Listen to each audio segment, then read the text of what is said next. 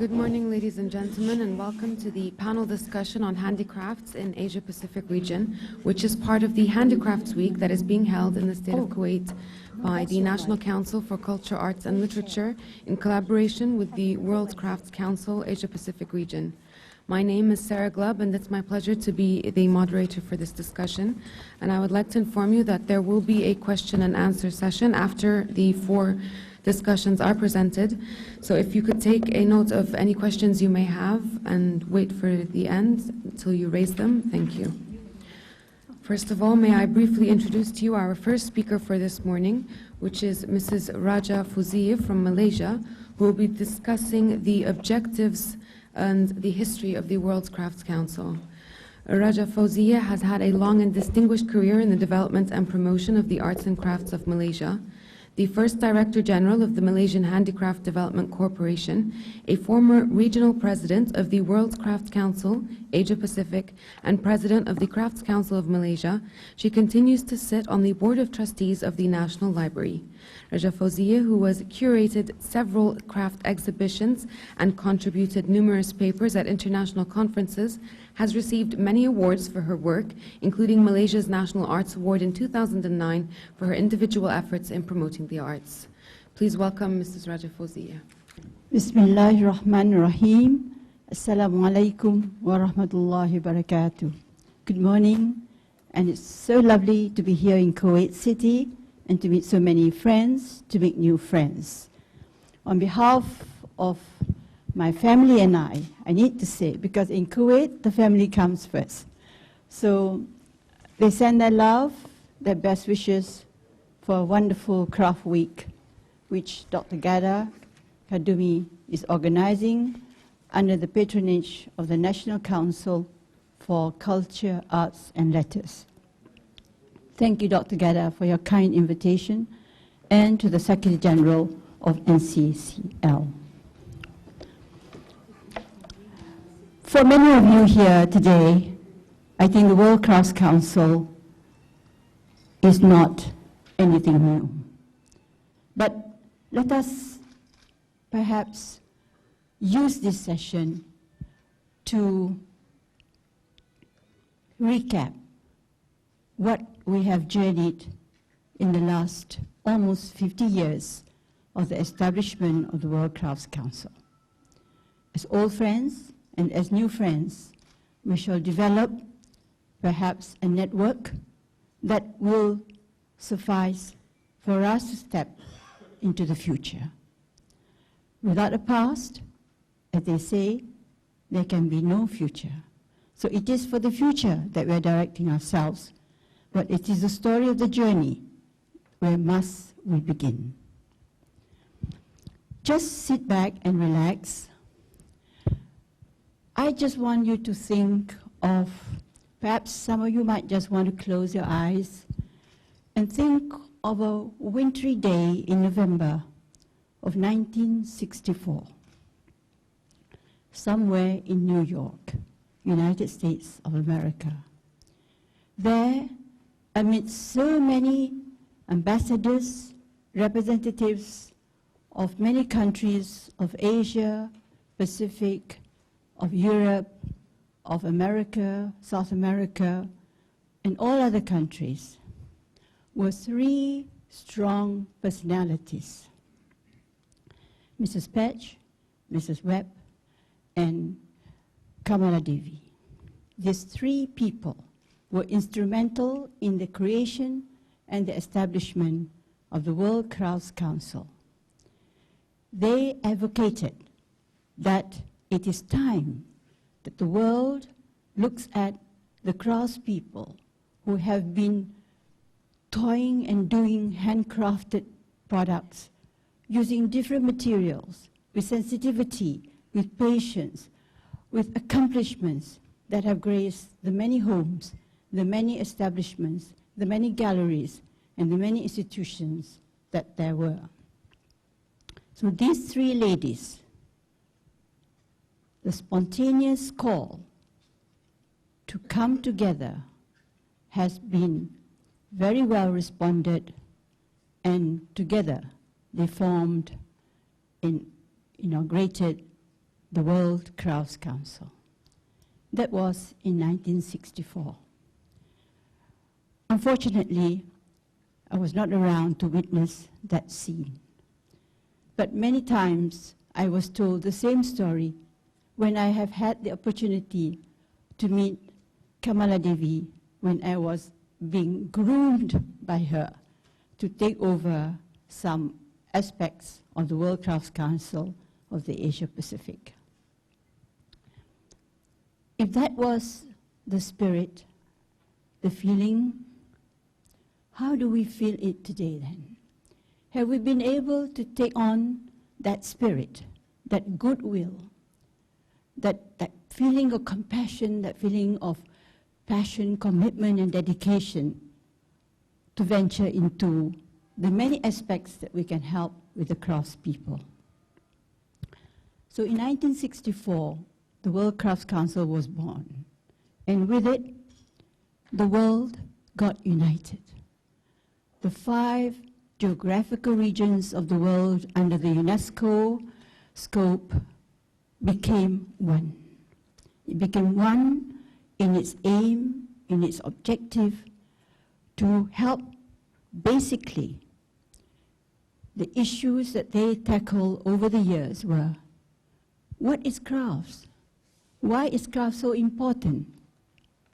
Why is it relevant?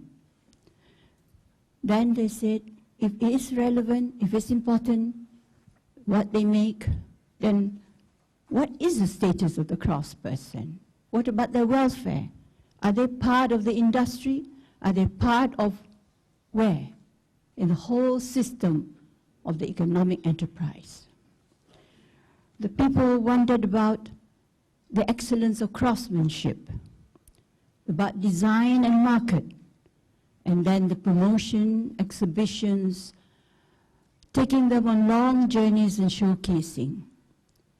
It was indeed one long journey of excitement, of exotic displays, talking about crafts, bringing the craftspeople to the front, not patronizing them, but bringing them, holding them by the hand to show them the way for which today we are blessed with so many of those beautiful things that are being displayed around the world.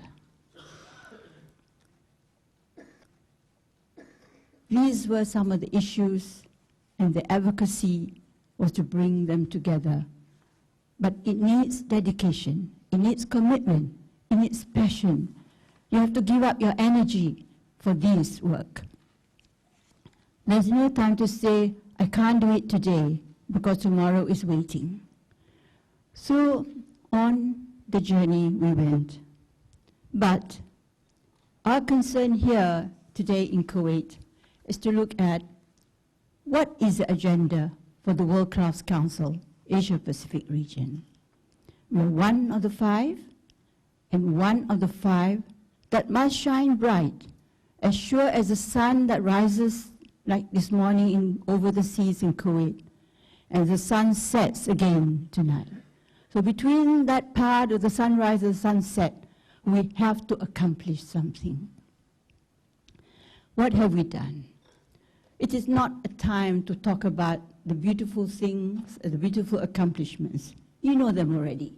You would read them in the reports. You would have heard many have discussed. But there were many issues that we were perhaps not quite in agreement at first. We were not very sure that we agreed on the definition. So we had to call on UNESCO to help us to define. And then be dictated by UNESCO to say, this is the definition. But we found our way. Then we had to find values, but the most essential element of this thing was a partnership. The partnership between member states and the regional bodies, and between the member states in the international arena. Without this cooperation, without this collaboration, WCC APR couldn't have accomplished what it's set out to do. So sharing, caring, has its own drive and force. And this is what I feel we should tell everyone today, because this is what you have to dedicate yourself in order we move forward. There are too many exhibitions to say which one was the best, because each was unique in its own way. There were too many issues to discuss. We talk about data collection, we talk about raw materials, we even ventured about having a raw material bank so that we could trade with each other on raw materials, natural dye, and many other things. Yes, we talk about crafts and education, we talk about natural dye, we talk about design markets. All these flood our agenda. But most important again was that we developed a strong network. I wanted you at first, when I started this morning, to say, please hold hands with the person next to you. If you could, if you're not sitting so far apart from each other. Because through the warmth of your hands, you will create warmth, freshness, and peace. And that is exactly what the crafts people are doing around the world. Please, holding hands is an absolute necessity to know and recognize the value of what crafts is all about. This is God's gift to us all. And it is through this creativity is empowered. And it is through this that we venture into the world of creativity and innovation. And it is this, in the last call of the WCC in Chennai, only last October, that we say the future agenda. We don't say crafts anymore. We just say the future is handmade. If the big companies have branded their product as handmade and able to penetrate the markets, then the WCC must use this new branding, new slogan. We are the hand makers. Everything is handmade. Treasure this pair of hands and the mind that makes it work. In 15 minutes, I can only trim down to what I can just say from my heart and my mind. And I want you to remember that it is not just today, not just tomorrow, but it will be many occasions we can meet, because the IT that has brought in, the technology that has brought us together is ever present. The WCC APR depends entirely now, not on this opportunity of meeting and making and together, hugging and loving each other the way we do when we meet, but because the IT serves us to communicate and to communicate for a better reason. So we've always had this APR slogan, the silent response.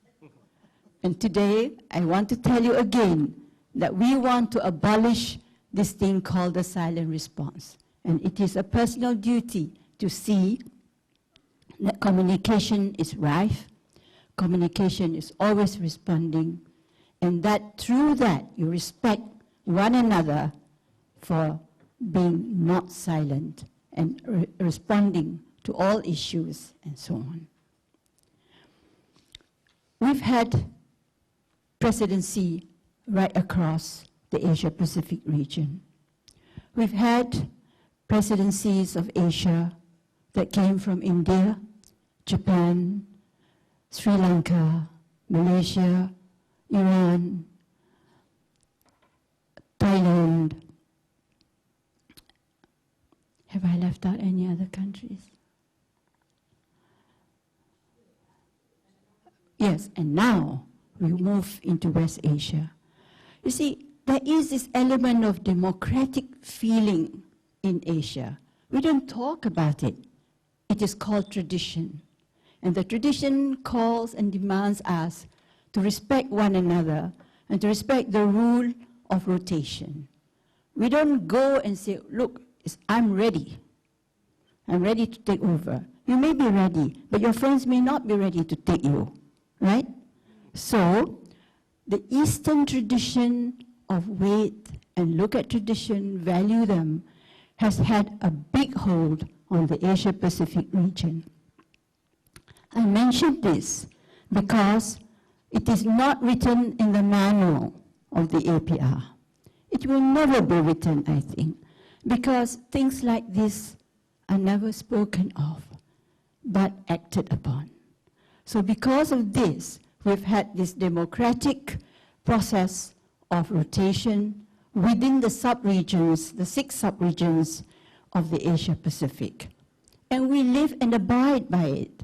We think we didn't quite like that guy or that lady in the first round. Friends will tell you, look, there are always a positive side to things. Let's give time. With time, things improve. And I think that's how the game goes. I'm taking you on a very round journey, haphazard perhaps, but just giving you a fill-in, as they say, because the Asia-Pacific region works very well with the other regions, and particularly with the World Crafts Council presidency. We've never had any problems, I think, right? We like to think we've always been ever so friendly, that we support the World Crafts Council presidency throughout. And it is true. Asia has always been one of the strongest bastions of the WCC. The President Usha is here, immediate past